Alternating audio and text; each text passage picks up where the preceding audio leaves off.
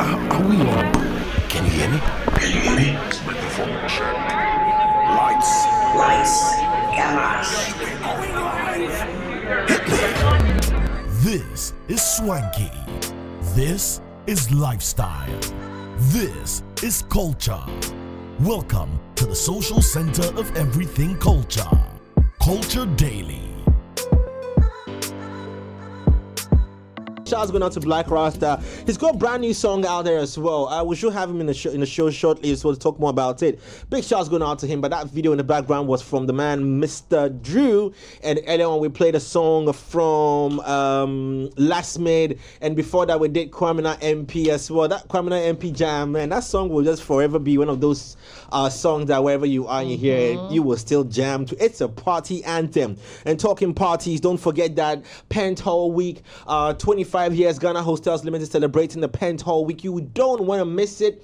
It's going to be crazy. Big shout out to all the supporting artists and everyone who's going to make it onto the place and putting in the effort to make sure that this year's celebration hits that 25% mark that we're looking for, plus 25% mark that we're looking for.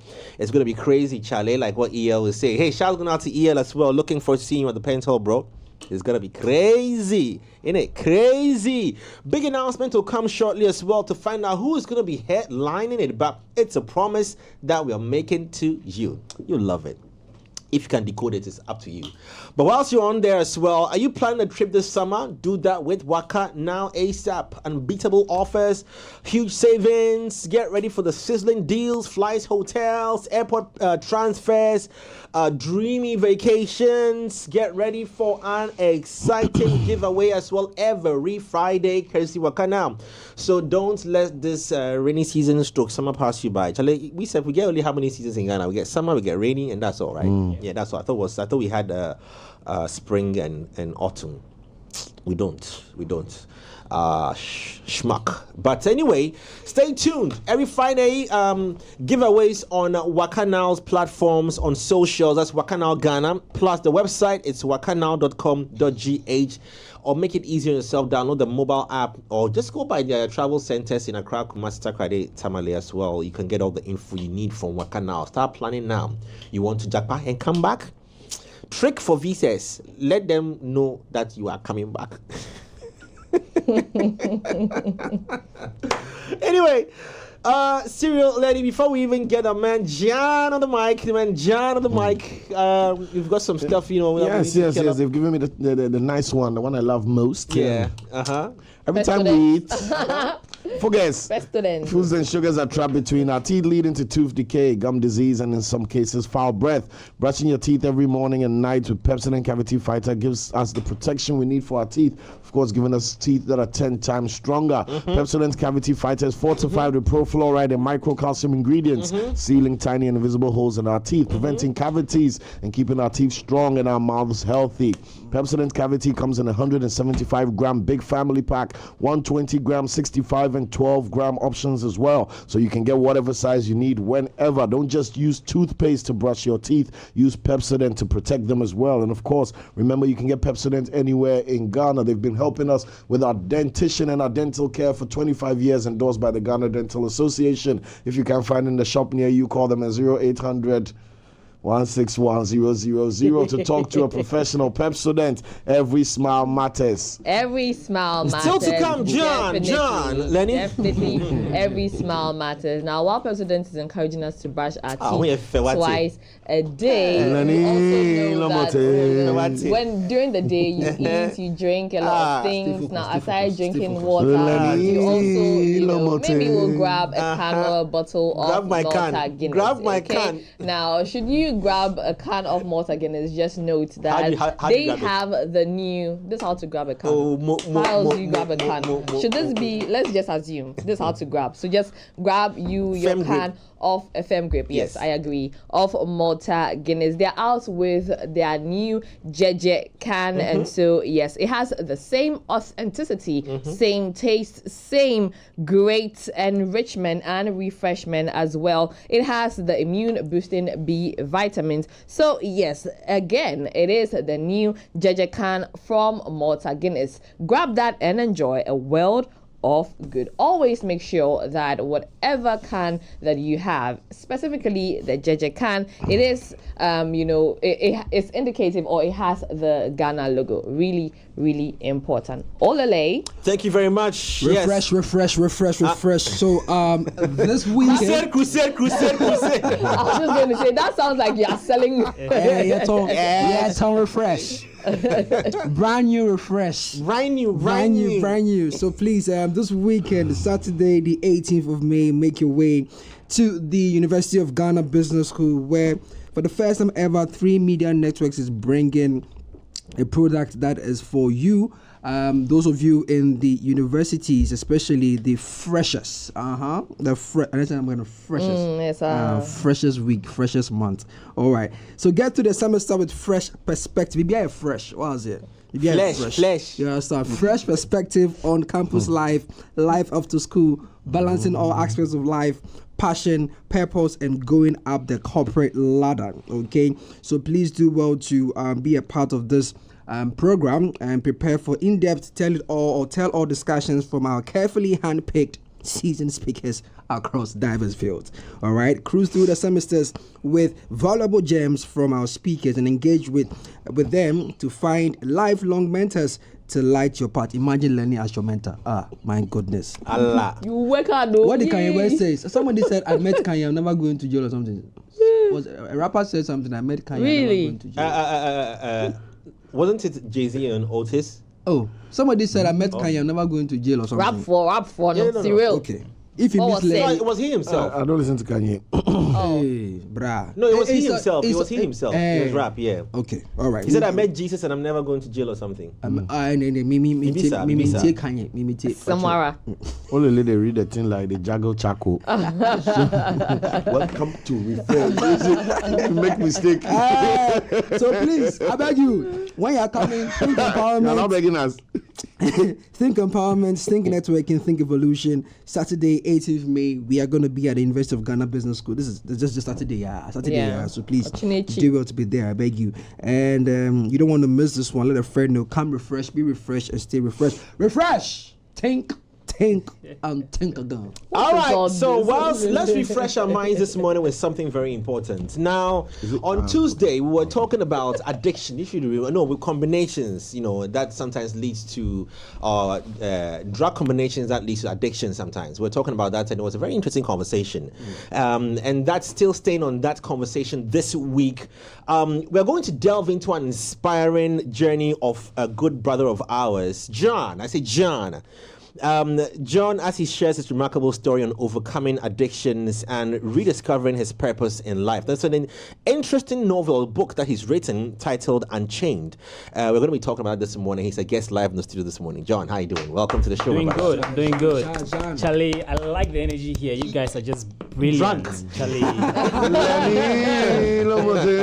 Cyril, please. Yes. I'm the only sane person. The Yeah. energy here is just Do you agree? fantastic. Do you If you are the only Oh, same yeah. person and you choose to be with us nuts, Then you are. then you are Pro Max. You're affecting you. You're affecting You like it here. John, welcome to the show. Welcome to Three Music's big conversation. Saved for honorable people like you yourself. You've come a long way. Most of you have seen you grow. You vanished small and then you reappeared as a big businessman, chalking big bucks, and now a book titled Unchained. Yeah. But what makes it interesting is the story of the Unchained, and that's the reason why we're here this morning. We're going to talk about the book, in itself, but the story is also very, very important. At the end of the day, we also want to tease people to also want to go and get the book. This is the book here. To confess, I said I was going to read it. I put it down, but I Charlie, small. I promise. Yeah, I promise. It's a game.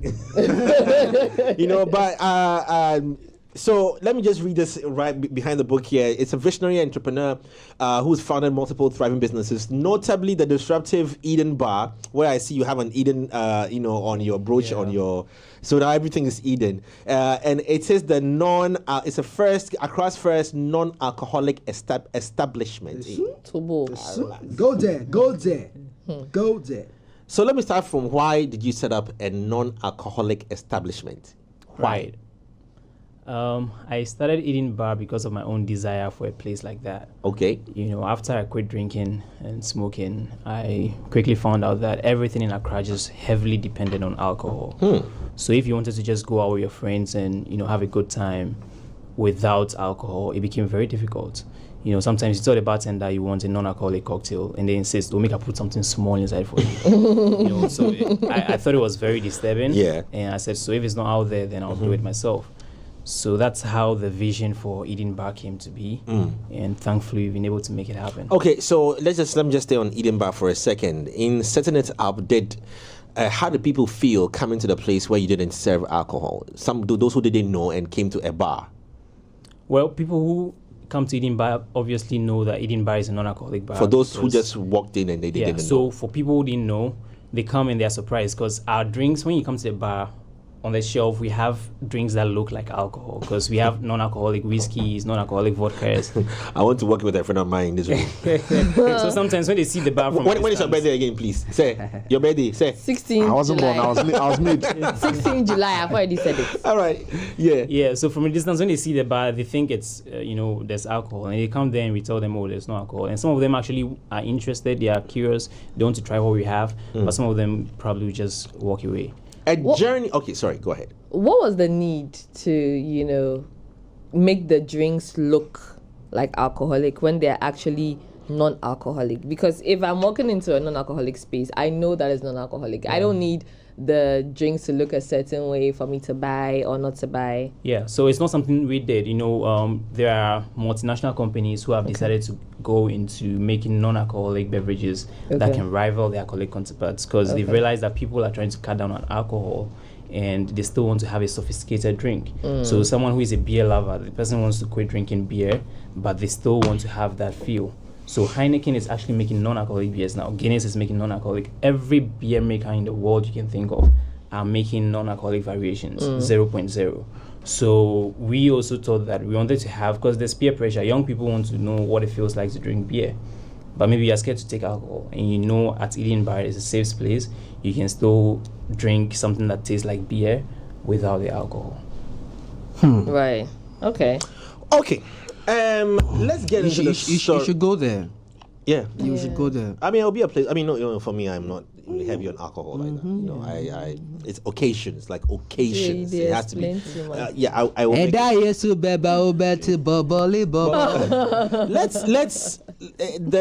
The purpose now is what's even is of keen interest. Let's go back to your life, your journey into that addiction and what it did to you. And it's very important for us to understand this and understand its effect because, we are talking addiction this week and this sits in very, very well. So how did... Yes, so let's start from how it started. Not Eden Bar. Yeah. The journey to addiction. Yeah, the journey to addiction. I think you just said something now, occasional, but even before occasional use, I think I had laid the foundation for this sort of addiction to come in my life because of my early introduction to pornography. I was just about, I think, 12 years when I started watching pornography. And, this habit is something you can hide very well. Nobody knows you're doing it. And so with that foundation being laid, when I entered secondary school, I was in a company of bad friends. And that's where they introduced me to alcohol. So we're drinking alcohol occasionally, I didn't even like the taste. Pause right there. When you say friends introduce, I always hear this in friends introduce friends. How does it happen? It was a fanfare, I think, at Bishop Herman. And then, everybody is doing it, so you want to feel cool. You want to be amongst them, so you also take a shot. And I didn't even like the taste because alcohol is bitter. But I just, like the effect. Oh, we are all just, occasionally, we are going for parties. Then cigarettes also came in. We went for a party like that. My seniors were smoking.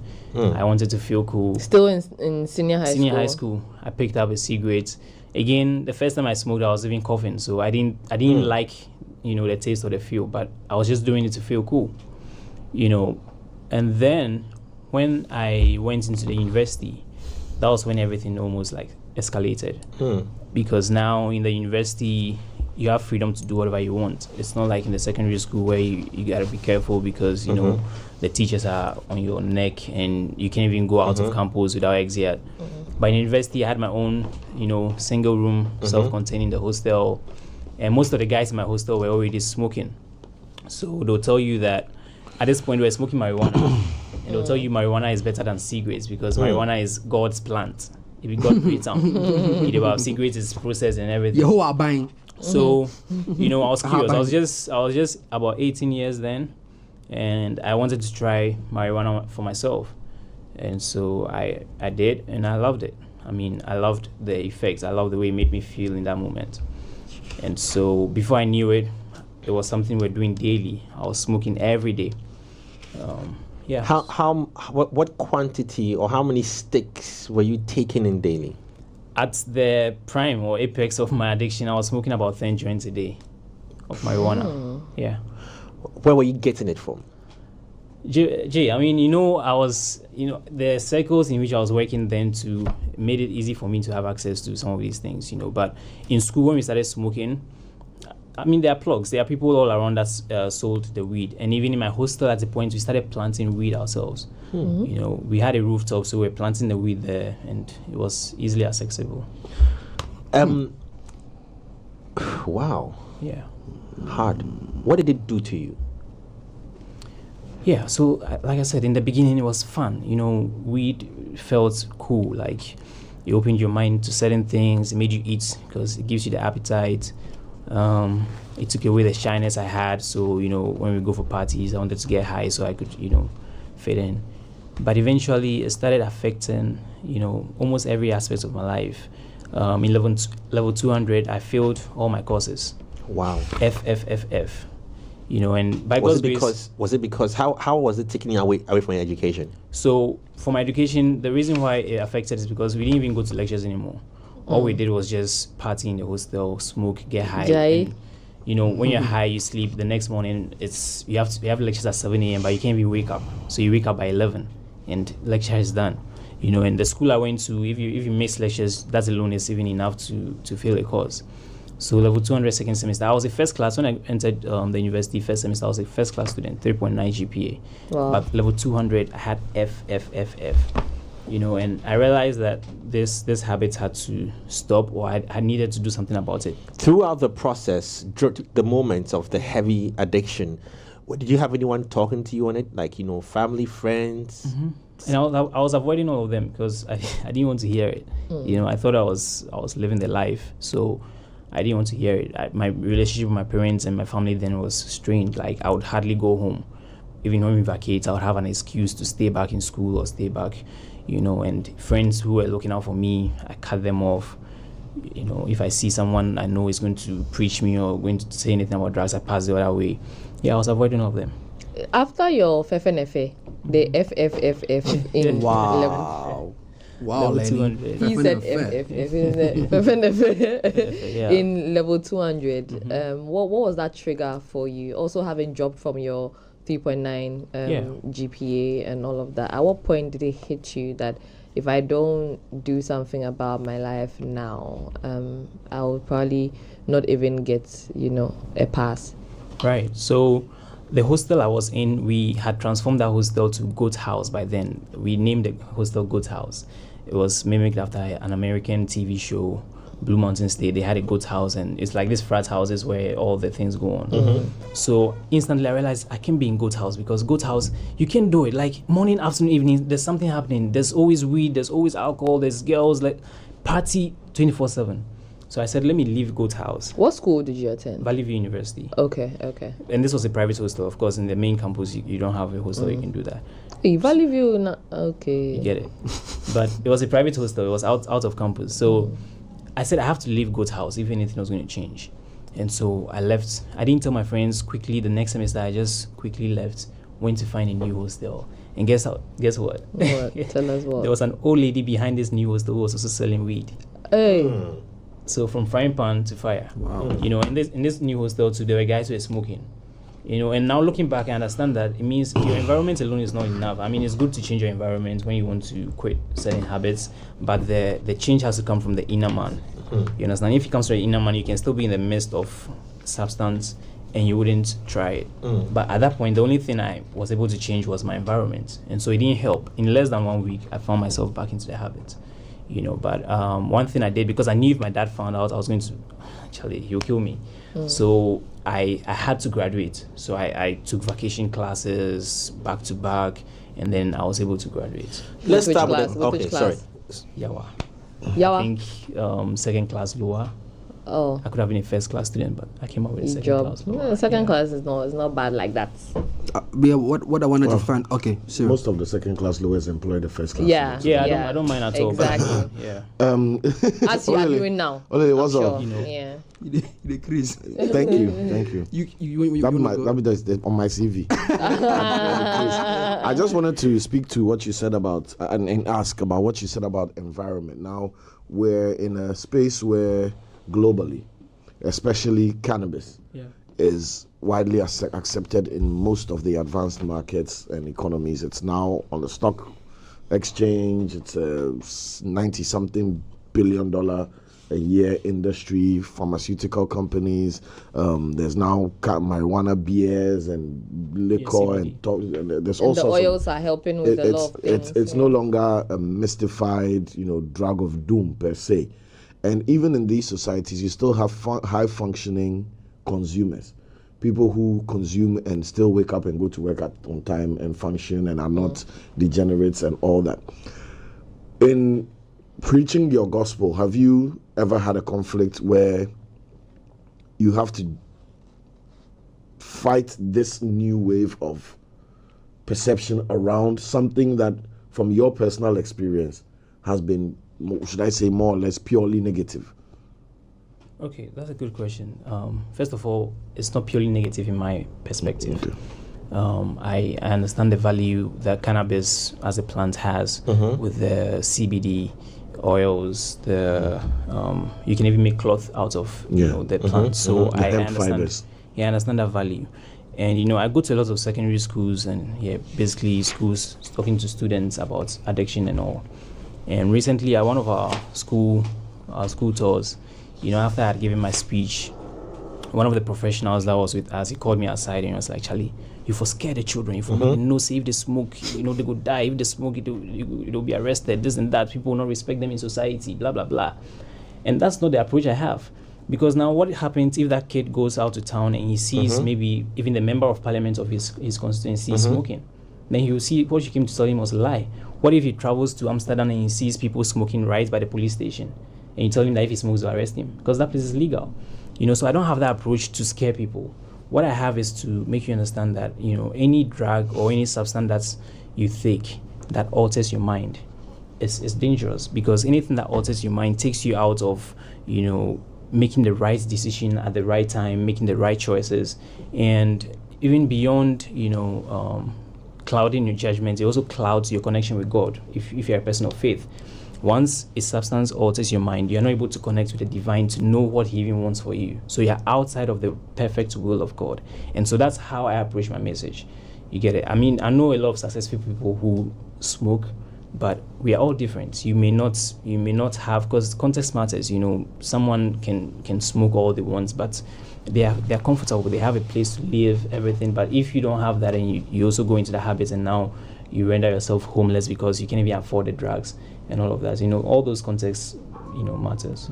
With the youth and impacting a younger audience, going to schools and saying all this, do you sometimes struggle to get the message across because pop culture, which is 99% of a youth's attention span? Yeah. So I'm talking movies, music videos, celebrity culture, music, concerts, events, lifestyle, and all these things. Marijuana has become a mainstay. Yeah. It's on Instagram. You go to your favorite artist page and it's like, "Charlie, guys, what's up this morning?" It's normal, right? And then there's you who was on the podium saying this thing is bad. But that same person is buying cars, flying around the world, all that. How do you deal with that constant contradiction that you have to fight?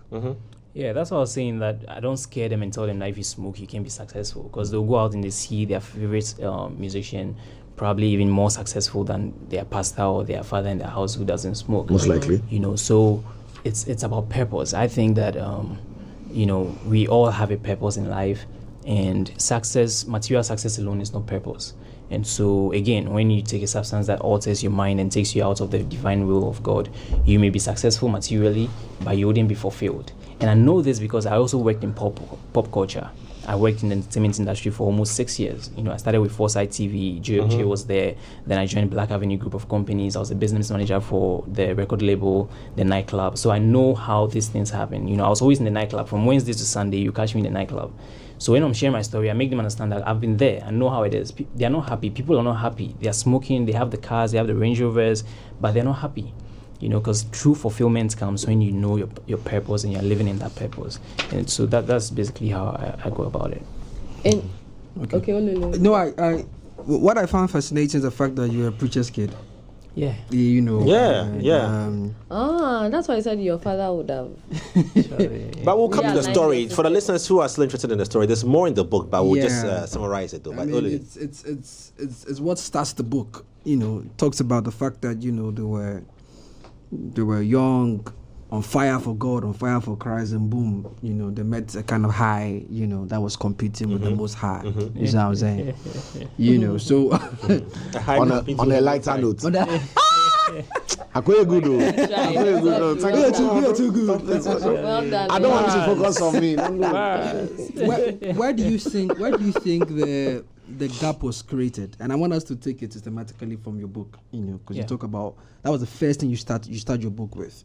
Where do you think the gap was created? Because you grew up in a Christian home, your father was a preacher, you were actually also with your friend sharing the gospel and being a part of spreading the gospel. But at what point would you say that the gap was created to find yourself in such a situation that would need another hand of God to take you out? Take me out, yeah. The thing about Christianity is that it cannot be passed on through generations. Wow. Your dad being a bishop or a pope or whatever doesn't automatically make you a Christian. Being a Christian is something that every individual has to, willingly accept to be. And so even though I was in a Christian home, I don't think I realized that and nurtured a relationship with God for myself. I was just depending on my parents, devotion. And so that's how come I was being lured away by some of these substances. And as adolescents, you are very curious, you want to try things. And so when you don't have a very strong moral, grounding or values, then it's easy for you to, get into some of these things. But all things work together for good to them that love the Lord. So I also believe that God intentionally allowed me to go into some of these spaces, to have the experience and be able to speak to the issues. And we thank God you came out. Yeah. Help other people. Talking about that, people take their kids to preachers. And when I say kids to preachers, and kids who have quote unquote problems, right? They deem spiritual. Okay, even though they may be psychological and will require some level of medical attention, they take their kids to the preacher. So what happens to a preacher's kid when he is going through this challenge? Was it a situation of not being able to face your dad and say, Dad, this is what I'm dealing with? Or it was more or less like an internal disappointment, or like, oh, you know what, I'm bringing shame and reproach to my father and into his ministry and to whatnot. The thing is, I didn't even see anything wrong with it, and I think that's how a lot of pastors' kids are. They don't see anything wrong with it. When I was smoking, I didn't see anything wrong with it. When I was drinking and womanizing and all of that, I didn't see anything wrong with it. Even in my dad's church, I would chase girls.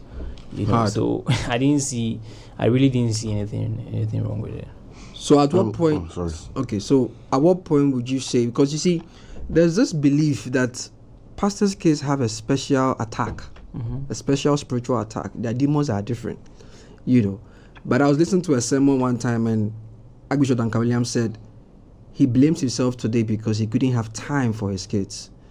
Do you think it's a conversation of the parents being a parent? Yeah.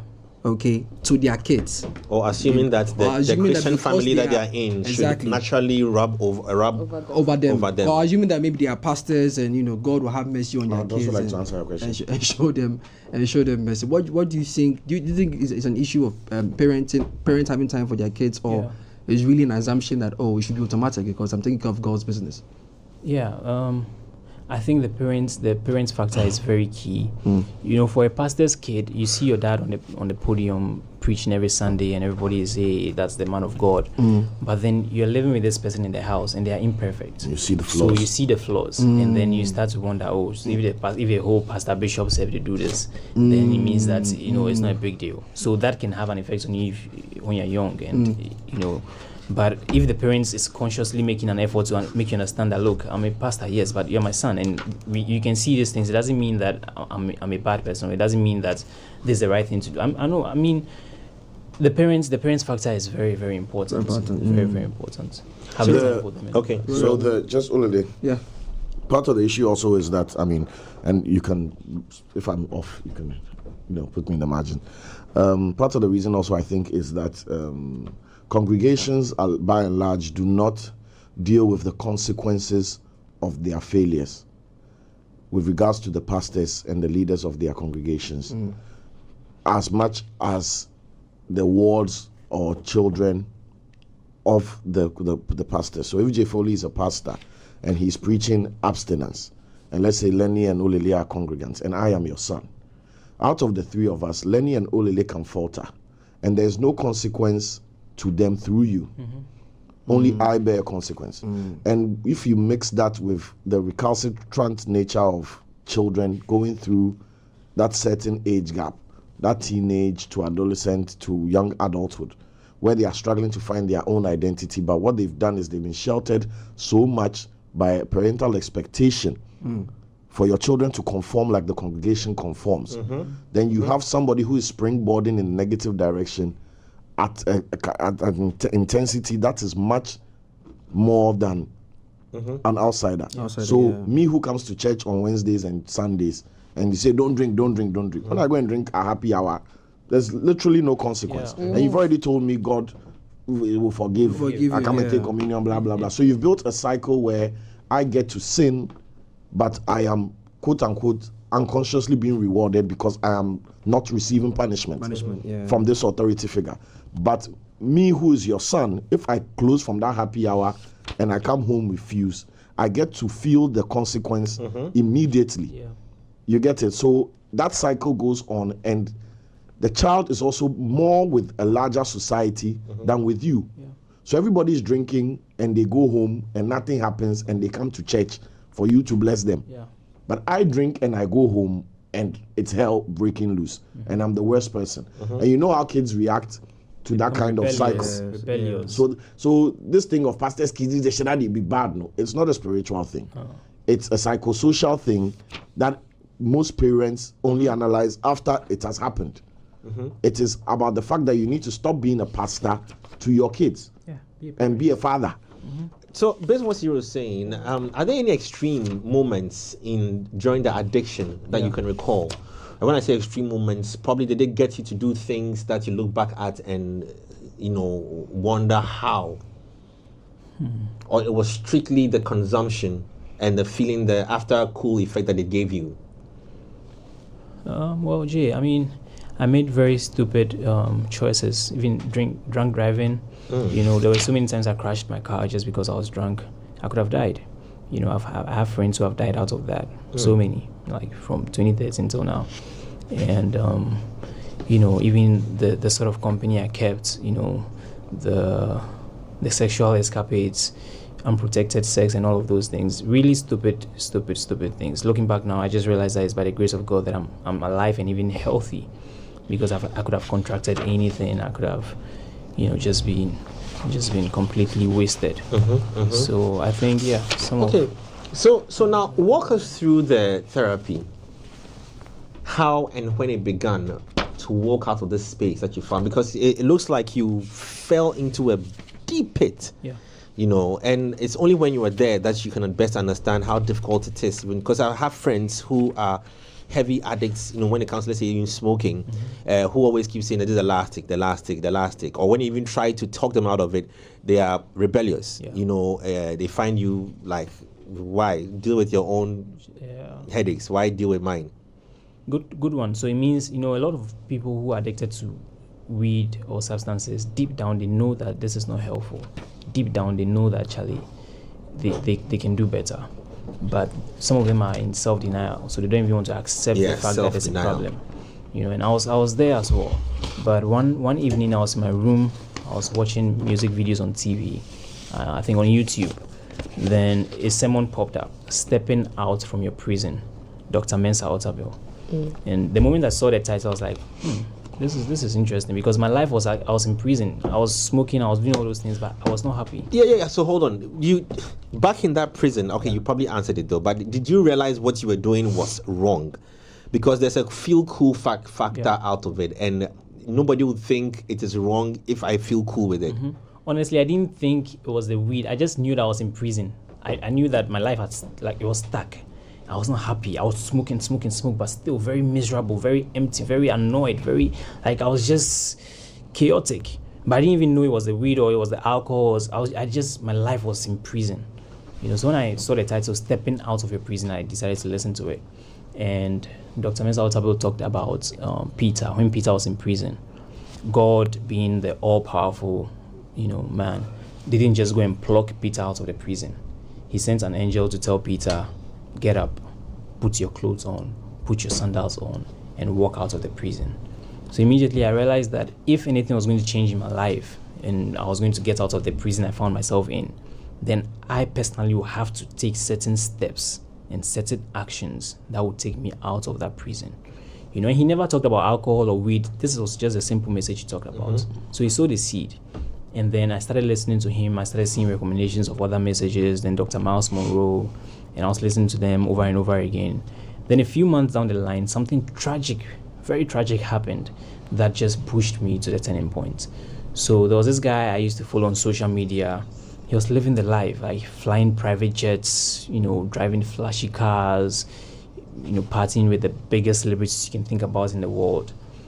And then one day I go on social media and they say this guy jumped from his 10th floor penthouse in Miami and he killed himself. And immediately hit me. What shall it profit a man to gain the whole world and yet lose his soul? Because this guy had it all, bro. If you Google him today, you still see it. He had everything and he just killed himself like that. Do you remember who this was? Godiamo. Okay. Godiamo. He's an Angolese. Is it Angolan? Angolan, yeah. Angolan, yeah. Angolan. He killed himself, so, and this guy was partying. Cristiano, he had Cristiano on his dial. Like, you'd see him with Cristiano, Messi, all these people in Canes, Davido. Like, he was living the life, and so when I saw that this guy killed himself, I was like, nah, Charlie, you have to do something about this, because you can't keep going down that path. You may also end up then just, kill yourself. And so I went on my knees and then I surrendered my life to Christ. That was just how it happened. And so this time, with the months I've been listening to Dr. Mensa Otabil and Miles Monroe, my mind and heart was being already prepared. And so when this incident happened, it was just, the final straw. So the addiction is also, aside from it being psychological, it's also... we're talking about it with Dr. Chris, how now the body has adjusted to the need for the substance. Yeah. So yes, the mind was walking away, but how did you physically now start walking away from the addiction? Yeah. So you remember when I told you in university I failed 4 courses and I wanted to stop? That 1 week where I moved to a new hostel, it was terrible. I would always vomit. I had nausea, my headaches. Withdrawal. Charlie, it was hard. But this second time around, when I gave my life to Christ, instantly everything just left me. Everything. And at this point I was even at the peak, because in university we were smoking cheap weed, 1 CD, 2 CDs. At this point I was smoking a roll like for 100 CDs. The gram, you buy a small jar like this for like 500 CDs and you can only roll like 5 joints out of it. So it was the top high. But when I gave my life to Christ, everything just left me. And the moment I gave my life to Christ, I went on a fast, a 21-day fast. So what empowered me during that fast was because if I could say no to food is a bit, and I was not eating for the 21 days, no food, just water. If I could say no to the basic need for food, how much more weed and alcohol? So that was what was able to build, that strength in me. And I mean, it's by God's grace, but yeah, that did it for me. I just wanted to ask that your solutions and remedy and self-awareness seems to be heavily entrenched in Christianity. in the instance where somebody is facing these temptations, these challenges, these environments, but they are not Christian or they are not of faith, what solutions or guidelines do you think, I mean, from your book and your experiences, what non-religious based solutions do you think would be a good enough solution or path for them to chart to find their way out of this space? Yeah, I've put really practical insights in the book, the change of environments, the change of habits. So, you pick up, because the best way to replace bad habits is to put them, put good ones in place. Yeah. So you can start reading, you can start walking. And, even though this is entrenched in Christianity, I had to do this. Like, I actually did practical things. It's just that I believe God strengthened me, but I still did the physical things that were necessary. I resigned from the company, Black Avenue group of companies. I resigned because that environment wouldn't have helped. You're in the studio, people are smoking every day. You can't be in that studio and say you're not going to smoke. So change of environment is key. It doesn't do it all. Change of habits. I started reading more. You come and find me in my room and I'm reading. I started being amongst kindred spirits, people who share the same vision. So I found it in church and in Christian fellowships, but you can find it in these AA meetings or rehab. I started connecting with my family more because my relationship with them has strained. Support system. So you can have friends that they can hold you accountable. So the physical things there, you have to do it. But I just believe that God gave me that strength, because if you're doing it by yourself, yeah, you can try, but it will be difficult. It will be very difficult. The withdrawal symptoms may be unbearable.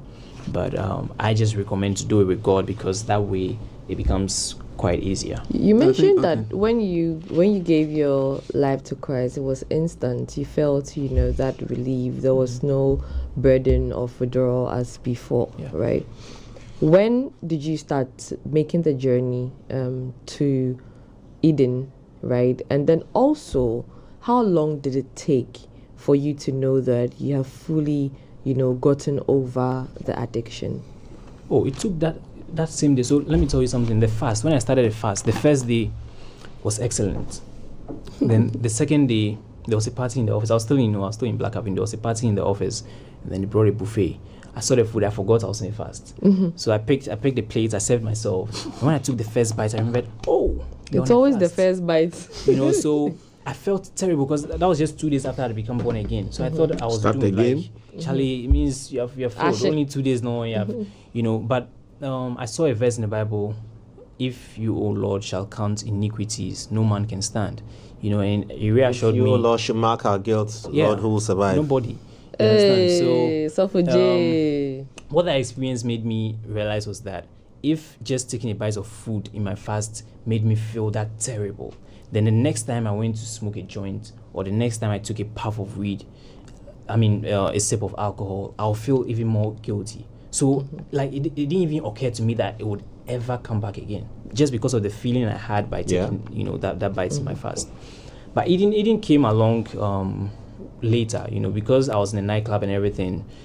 About a year later, I realized that, Charlie, you can make this happen, and so that's where the idea. In chapter 10, you talk about don't fight, run. Charlie, don't fight it. I think that's a powerful chapter headline, and I realized that you were talking about some of the steps that you put out there to more or less, get rid of some of these things as a habit. You talk about, I think you listed about 5, if not 5, about 7. So you say self-awareness, build a support network, develop healthy coping mechanisms, create a structured routine, remove triggers and temptations, utilize positive affirmations and visualization. And you also say stay educated. Now I'm interested in the stay educated bit, because when your mind is obviously going through a revolution of what it used to be, what are some of the things you think could educate a new mind? Because I always tell my Christian brothers and sisters that baptism is great, giving your life to Christ is great, but the Bible even says that transformation comes with a renewal of the mind. So for someone who is transitioning or fighting, he may go through all the steps, but when you say stay educated, what exactly are they going to educate themselves? about? So from my background, definitely on the Bible. That is the basic, where you can start from, because the Bible has so much wisdom that can guide everything you do, But beyond the Bible, there are great books out there that you can read that will structure your mind, help you. Atomic Habits, for instance. I mean, Charlie, that book is awesome. Atomic Habits. It will teach you how to break off certain bad habits and replace them with good ones, all of that. So, I mean, reading is very important. Staying educated by even having mentors. I have so many mentors that have impacted so much wisdom and so when you were running, because in this chapter you talk about the lady, who was recreating a familiar ecosystem for you, to the point where you were even lighting a puff for her at some at some point, but obviously you knew that no, this is not going to that's why I say, you see, I made a mistake when at that time I'd give my life to Christ, right? And there was this lady that I had a crush on, crush. I met her in the club once. We smoked in the car, we hotboxed in the car, and I didn't hear from her again. Then all of a sudden, now that I'm born again, she texts me that, hey, are you home? Like, big head, you home? And I was like, oh, cool, I'm home. Come over, And she came. She was looking all sexy and everything. We got into the room. She had a stack of weed. She brought it out. She was like, hey, Apostle John. she didn't even know I was born again, because that was like the first week or 2 weeks I was born again. Wow. So she came, and then she rolled up and she was like, give me a lighter. And I didn't have a lighter because at that time I cleared everything. So I told her I didn't have a lighter. She's like, how? You don't have a lighter? And I said, yeah, I stopped. It was difficult for me to even say I stopped smoking, but I said it and I said, oh, I've stopped smoking. And she laughed. She thought it was a joke, and she insisted, no, get me a lighter. So again, I went to get her a lighter. She lighted it. And then she tried to pass me again. I told her, no, I've stopped smoking. So at that point, I think she realized that, okay, maybe truly I've stopped smoking. But it was so tempting. Like, this girl was my bed, smoking looking and very everything set. Charlie, so Everything nice. nice and crisp. So, while I was there, I was just praying in my mind, hey, God, please save me. God, please save me. Because I made she shouldn't have come in the first place. Then suddenly, Warje coaches started, walking on my wall by the TV. Warje. Charlie, the way I killed one yesterday. And this lady, sorry, I sound so violent. I think Warje is her biggest fear in the world. So the moment she saw the Warje, she just quickly left the room. And that just changed the atmosphere. Hey, this one Obinim. You're fast. Obinim was there. You're fast. Now me be ready, Charlie. And I'm a Pamo girl. I'm sure God just sends that Warje. I mean, not. Yeah. In the living room, some way, somehow. Yeah, Charlie. So because she ran out of the room, we went outside, and then the tension, the vibe and died. I have a friend who is in this room who would have killed that Jeko and stayed on with the lady. So that's why I said don't fight, run. I realized that Charlie. Lenny, why is he talking about you like I that? shouldn't have. You talking about me? By the way, the truth, Lenny, I don't like don't that. fight. We would have used Charlotte to kill that one Jeko. Because imagine that Warje didn't come at that time. Maybe one thing will have led to another, and Charlie before I realized I was backing with her. So Charlie, don't even let it come. Just don't fight it. Don't try to say, oh, you be hard guy. No, run. If the lady say, hey, are you home? I'm not home. I see. Charlie. Two things. My last two questions is, some people think, emotional marketing is the best way to sell a product, right? Clearly from this book, you've been very, very vulnerable. At what point did you realize that, you know what, I need to tell it all and keep some? I need to tell it all and not keep some, or I need to reserve some for my personal reflection, and not let people get to know? Because I'm going to ask you a second question. You have presidential ambitions, so I want you to answer that. Then I'll get to the part where his name is not called John. His real name is Ishmael, but we'll get to that. So let's talk about, his name is Ishmael. But my official name is John. Okay, It was but inspired by he was inspired by the late ex-president Jerry John Rawlings. You want me to say something about that? So I want you to join the two, because when that dream is being fulfilled, people will go back to the book. Now there are two types of people who will be impacted by the book. They're the type of people where they're going to see too much into your life and say, you used to be a drug addict and this. He said could make you win, no?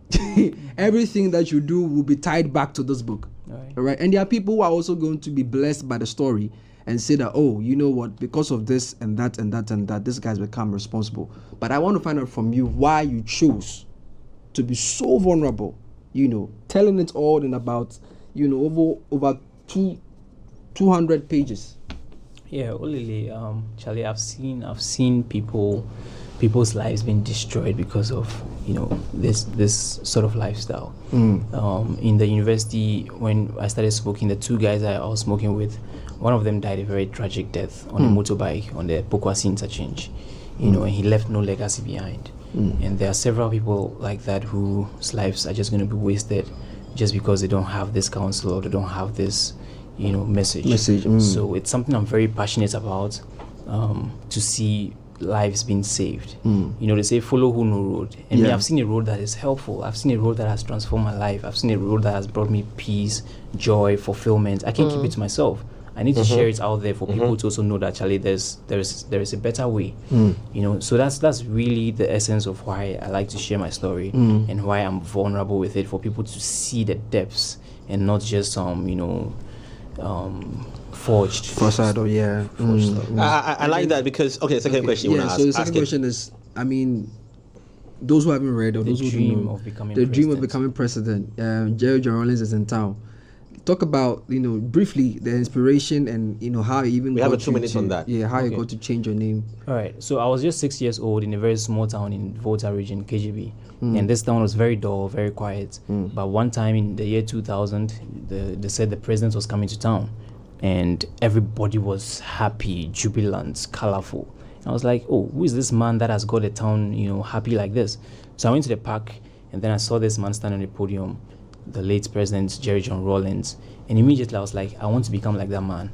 I want to have that, that charisma where I go to places and just by my presence, people have hope. People are inspired to be better. So I was born Ishmael Asogonnde. But when I saw him and had that inspiration, immediately I decided to drop the Ishmael. The brand changed. Call yourself John. By fire, by force. So I was only 6 years old when I changed my name from Ishmael Asogonnde. I just want you to let my friends in this room know the power of the name John. It's powerful. Yes. He also has political ambitions. Yeah, but mine is this is Mr. King. John Foley. Lash them out. People say John, there's no H. Yeah. People say You didn't do that. There's this interesting. I don't know whether it's a conspiracy theory. I don't know whether it's a conspiracy theory or a proven theory, but they say that leaders or political leaders who are vying for the presidential position, who are called John, stand a better chance. Oh no. So our current government. I tell you what. Someone called me. A very close friend of mine called me and said I will be president. And I said you're not too far off, because I've always said to myself that I find myself automatically in leadership positions. So maybe not necessarily president of the nation, but it's something that will be influential. So it's like John. There's so no. You understand? I mean, how can you be born and not be called John? Then like I'll try to submit, but thank you so much again. So availability of this book, it's out now, isn't it? We're launching on Sunday. Sunday at Eden Bar. So if you've never been to Eden Bar, this is the opportunity to come. There's going to be so much to drink and eat. We have champagne on the house, shots. We have this special shots called Old Judas. If you come to Eden Bar, you don't try that. I've had it before. But it won't betray you, right? It won't betray you. No. In fact, it will keep you very alert. Wow. Yeah, we are launching the book on Sunday in partnership with the Mental Health Authority of Ghana. What time on Sunday? 4 p.m. And Eden Bar is in Tesano. So, I look forward to seeing you all there. John. Jay. Thank you so much. Thank you so much for being a guest this morning on the show. Looking forward to the launch of this book, and any way that we can help. I mean, we've done that already, but of course, extra support's necessary. Where can they find the book post the launch? Once it's out, it will be in bookshops. Any bookshop in Accra, but Eden Bar definitely you can get it. And you can follow me on social media for updates. Okay. Lenny. Oh, I just wanted to say belated happy birthday to Mia Takra. Oh yeah. His birthday was yesterday. Ghana music. Ghana music, man. Ghana music. Happy birthday, John. Thank you. Yeah, you want to say future birthday from Cyril, John, Bevelyn, yes, Emmanuel. Oh please, why are you using Bevelyn? And John. Our just viewers. wanted to be shady. So we have John, and then we have John. John. Cyril is murky. Oh yeah. Yeah, murky I human. mean, you say you travel. I was waiting for you. Welcome back. On that note, God send the world Jacko in. yes. Send it now. We're back same time tomorrow. John, thank you so much, and we out. Thank you. Are we on? Can you hear me? Can you hear me? Microphone check. Lights, cameras. We're going live. Hit me. This is swanky. This is lifestyle. This is culture. Welcome to the social center of everything culture. Culture Daily.